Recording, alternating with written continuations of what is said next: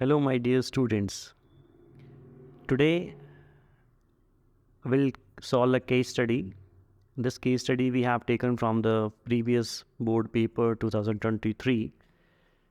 अभी जो लास्ट हमने एक वीडियो बनाया था that was a concept of management and the definition of management that we have covered, where we have learned what is management.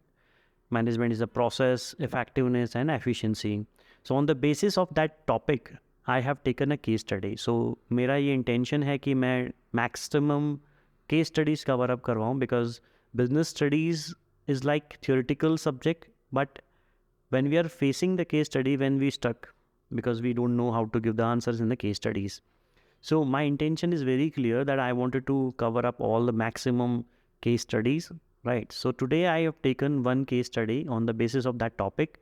So पहले हम क्या करेंगे, पहले अपन एक टॉपिक को क्लियर करेंगे, उसके बाद अपन उसकी केस स्टडीज़ को सॉल्व करेंगे, ताकि हमें पता चले कि जो हमने पढ़ा है उसमें से हमें कितना आता है, राइट? सो लेट्स सी अपने को ये केस स्टडी आती है या नहीं आती है। तो आपके सामने एक केस स्टडी है जिसमें ये बताया गया है कि आकाश को एक टास्क दिया गया था। You can just read out this case study, you can take a screenshot as well. Akash was given a task to produce 100 units of LED lights, or you can say LED bulbs, at the rate 200 rupees per unit. उसकी जो costing थी, जो estimated standard costing थी, वो 200 rupees per unit होनी चाहिए थी, और विद इन 5 डेज़ उसको ये काम कंप्लीट करना था।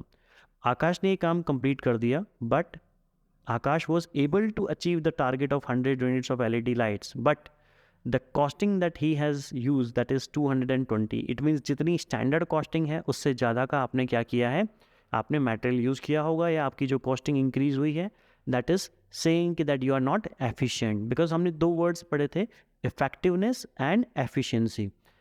इफेक्टिवनेस सेज कि आपने काम कंप्लीट होना चाहिए, ऑन टाइम कंप्लीट होना चाहिए। तो यहाँ पर आकाश ने काम को कंप्लीट तो कर दिया टाइम पे, बट विद इन 5 डेज करना था, विद इन 5 डेज उसने काम को कंप्लीट कर दिया, but at the same time he was not able to complete the task with the minimum wastage of resources. आपको जितने रिसोर्सेज यूज़ करने थे उससे ज़्यादा आपने यूज़ किए हैं, यानी कि आपने 220 रुपीज़ पर यूनिट पे एक प्रोडक्ट बनाया है, जबकि कॉस्टिंग इसकी होनी चाहिए थी एक्चुअल 200 रुपीज़। आप इसका मतलब ये है कि 20 रुपीज़ पर यूनिट आपने एक्स्ट्रा कॉस्टिंग की है, जो कि कंपनी के लिए बेनिफिशियल नहीं रहेगी कभी भी, राइट? तो इस केस में यहाँ पर हम आकाश को क्या बोल सकते हैं? क्या आकाश एफिशिएंट है, क्या इफेक्टिव है, या दोनों है, या कुछ भी नहीं है? तो इट द पॉइंट इज, अब आपको आंसर मिल गया होगा कि आकाश ने काम कंप्लीट किया है, इसका मतलब वो इफेक्टिव तो है बट एफिशिएंट नहीं है। तो अब यहाँ पे हमारे पास जो ऑप्शंस अवेलेबल हैं, बीएसटी में हमेशा चारों ऑप्शंस को अच्छे से ऑब्जर्व करने के बाद ही अपने को आंसर देना है, एकदम से रैंडमली अपने को आंसर नहीं देना है।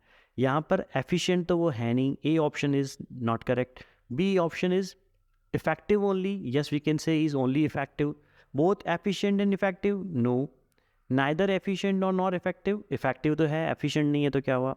यानी कि बी ऑप्शन यहाँ पे करेक्ट है, तो the answer will be B, right? So this is my intentions to cover up the case studies. Maximum will try to cover up the case study, so that you should have an understanding how to solve and how to face the case study, because exams में आपको case studies देखने को मिलेगी। Exam में आप जा कर के theoretical चीज़ें नहीं हैं।